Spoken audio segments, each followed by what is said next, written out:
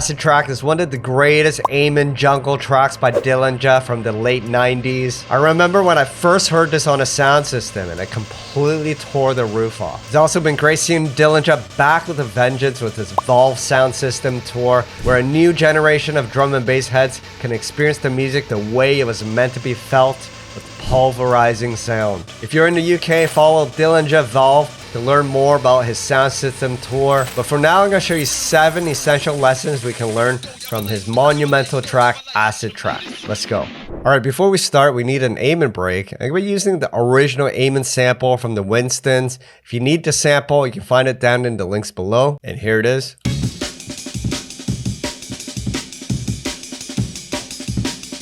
And we really just need one part of the break, namely the 4th bar at the end here. We can take that section and create a loop out of it. Also, you'll notice that I like programming my Amen breaks in MIDI. If you want to know how I chopped it up and put it into MIDI, check this video up here. Basically, I have an ARX2 file which has every hit sliced. I'm able to import it into the drum rack. And I'm using my Amen slicing preset for this Amen. And we're just going to pitch this down by 1 semitone using the macro here. Just sounds better. Now, the first lesson to learn from Acid Trak is EQing the Amen break. Now, if you're a beginner to using EQs, I suggest using a simpler EQ such as the channel EQ, which is recent to Ableton Live. This is a very intuitive EQ tool because it only has a couple of knobs here, but they programmed it in a way so that when you tweak it, you can easily find sweet spots in the frequency. So let's take this Amen and boost some of the highs. Likely we can play with the mids. Generally the mids is what brings out that snare. Notice when I push it up, that snare is more crunchy. The highs bring up more of the ride cymbals and hi-hats. Now there's this parameter here, which is the center frequency for the mid knob. Generally, the snare is found between 800 to 1800 hertz.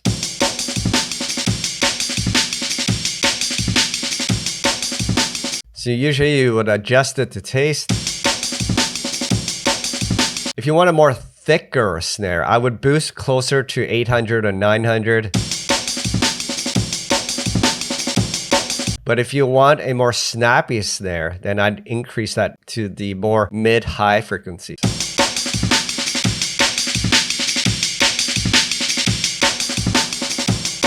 I like it kind of heavy and weighty, so up around here sounds good to me. Notice how easy it is to use this EQ and make the Amen breaks sound great. Now there's also this low shelf here to bring up or reduce the bottoms.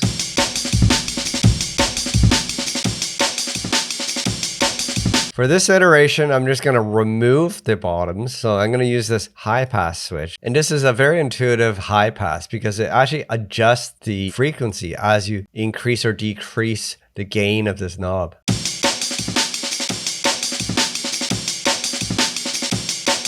And that's sounding great. Now the next lesson is to add saturation to your Amen breaks to really give it character. And this time using Ableton's drum bus, which is a really neat tool to add character and drive to your drums. So the very first parameter is drive, which adds distortion to the input signal.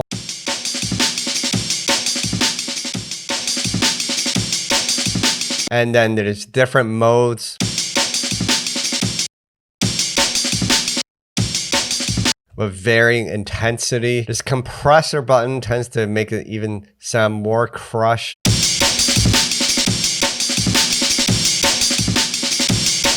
Essentially, it compresses the Amen before it goes into the distortion stage here.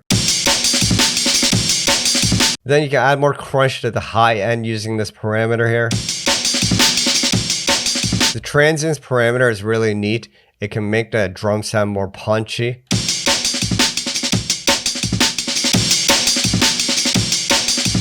And once you have the Amen sounding the way you want, then I would adjust the dry wet so it's not full intensity. I probably would adjust it down so it's more subtle.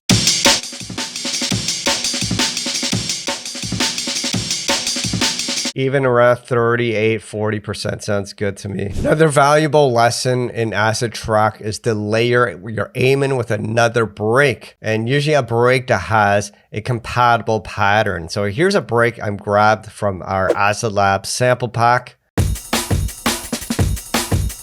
Really nice chunky breaks in that pack, and this one would go perfect with what we're doing today. And you'll see that by adding another layer to the aiming, it gives the aiming a little more character, because after a while we're just bored of hearing the same aiming. So when you layer it with another break, it kind of gives it a new edge, a new character or texture to that aiming. Check this out. Before,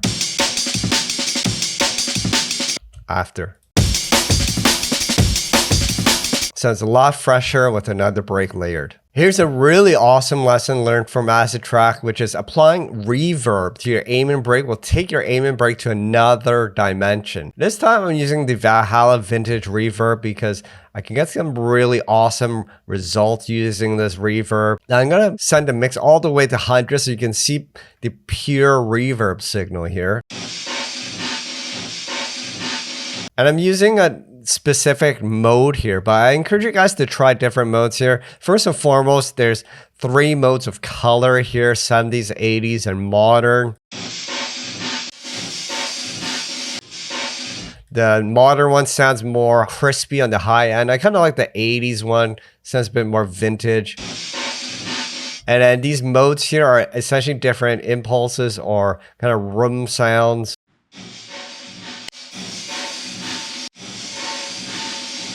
I encourage you guys to experiment and just dabble with the modes and play with the size, which is the size of the room.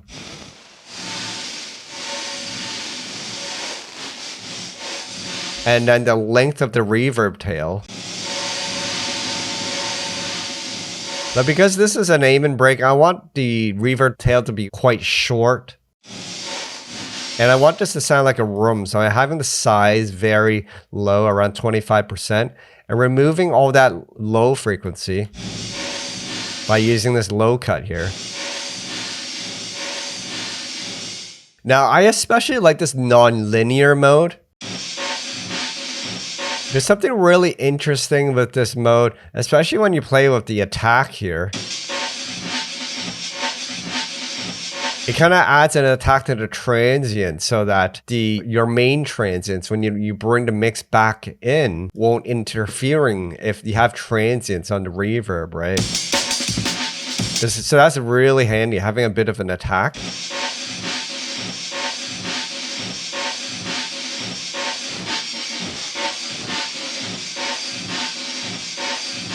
And then once you find something nice sounding, dial the mix back so you hear the main aiming again.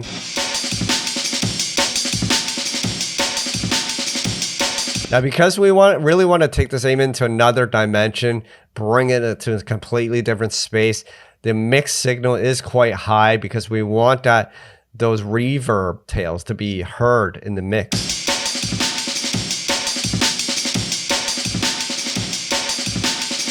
That's sounding good. Now, I may want to adjust the EQ a little bit now that I have the reverb. Maybe take up more of that low end.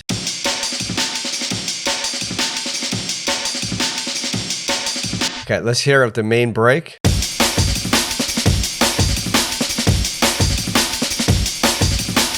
Sounding tasty. All right, the next valuable lesson is call and response. One of the things that makes Acid Trak so engaging and interesting is the use of call and response in the aim-in sequence. So what Dillinja does is he repeats the aim-in break for 8 bars, and then he changes the aim to a completely different aim-in break or even processing of the aim-in, so it sounds different. So what we're gonna do is pitch this up by 3 semitones.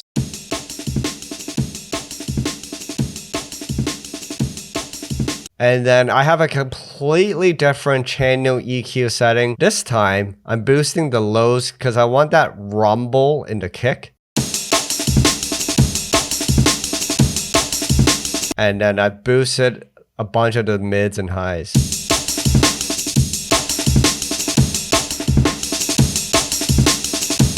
And then we have drum bus for some saturation. You know how this Amen sounds a little more thrashy, especially with that lows boosted up. But that's exactly what we want for this. Now that we have two different instances and processing the Amen, it sounds really good when we switch back and forth as a call and response. Sounding sweet. Another neat little tip is filtering the Amen can give you interesting results, especially when you play with interesting quick filters. So I've added a low pass filter here, and what I've done is I've automated the cutoff on the very last hit here. So I'll turn it off so you can hear the crash, the Amen crash. Now when you do a filter sweep, you get this really interesting sound. It goes like, and that's a really neat trick that Dillinja introduced to the drum and bass community almost 30 years ago. Okay, so that's a really cool punctuation, and definitely try it with different hits of the Amen as well. All right, now onto the bass, and we need an acid bass. Now the bass in Acid Trak is pretty much a square wave with some low pass filtering. So actually I'm using my long acid bass preset from Gnarly Volume 2. You can learn more down in the links below. You can see it's pretty much just a square wave with a low pass filter using LFO1. I tweaked it using the given macros to make it sound more like Acid Trak. And here's the pattern.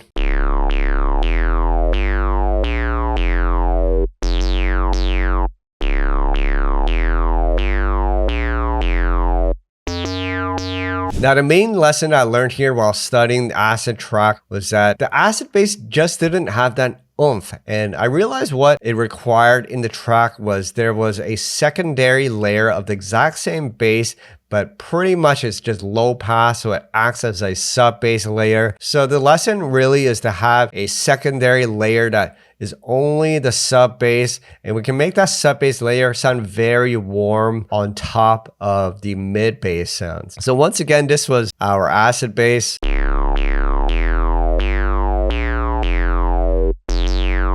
And essentially, here's the same bass without the filtering. So it's the exact same patch. I removed all that filtering. It's only playing the sub bass note. So removing all the envelope modulation to the cutoff, essentially what you want to do is adjust that cutoff until it's a nice warm frequency. I don't want it all the way down here, because I actually want some of those higher harmonics to punch through. So for that warm bass sound. And increasing the resonance really helps, as well as the drive.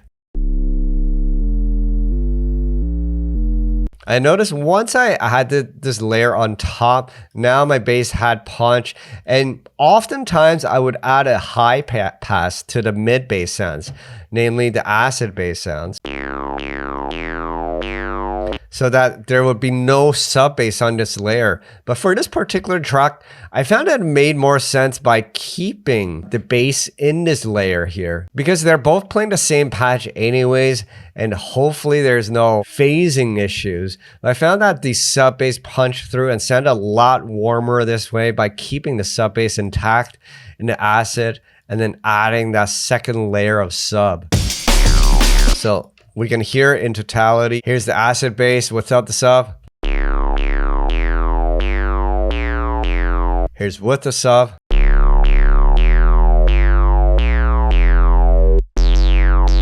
You see, there's almost this ever-present harmonic tone that punches through, where when you mute it, it's like that weight isn't there. I think it's thanks to this constant cutoff frequency. There's no filtering here. We just want that harmonic to be constant throughout. I think that's what helps this bass phrase sound a lot more warmer with the second layer. Finally, I just added atmospheric sample here. So now that we have all the pieces, let's hear the track in full.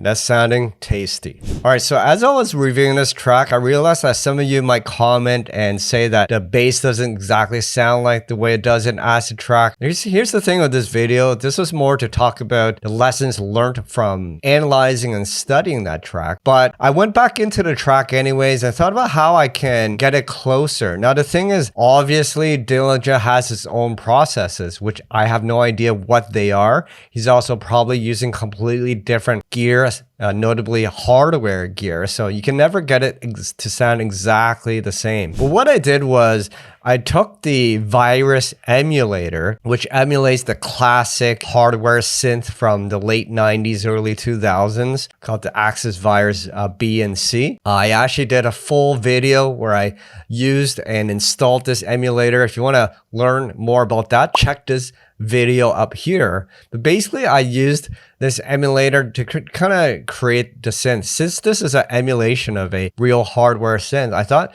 maybe this would get us closer to that late 90s sound. So I'm simply doing the exact same thing as I was doing in Serum, using a raw square wave and adding a low pass filter sweep. And pretty much this is what I got. I think the whole point was, what I learned was setting the cutoff and envelope amount more subtly. So especially the lower notes of Acid Trak, it doesn't sound as acidy, it more sounds like a raw square wave. So this is what I have.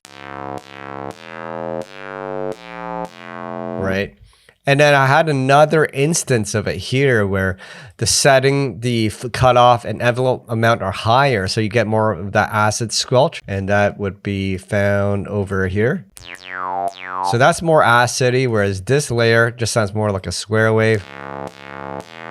And then I used a more kind of heavier sub bass. This time I'm using the Deep and Deadly sub bass preset from Gnarly Volume 2, and this is how that sub bass sounds like.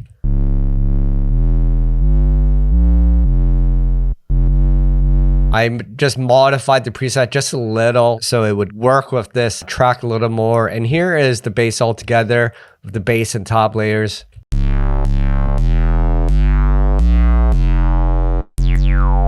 So let's hear all together with the new bass from Axis Virus, and we'll check out how it sounds.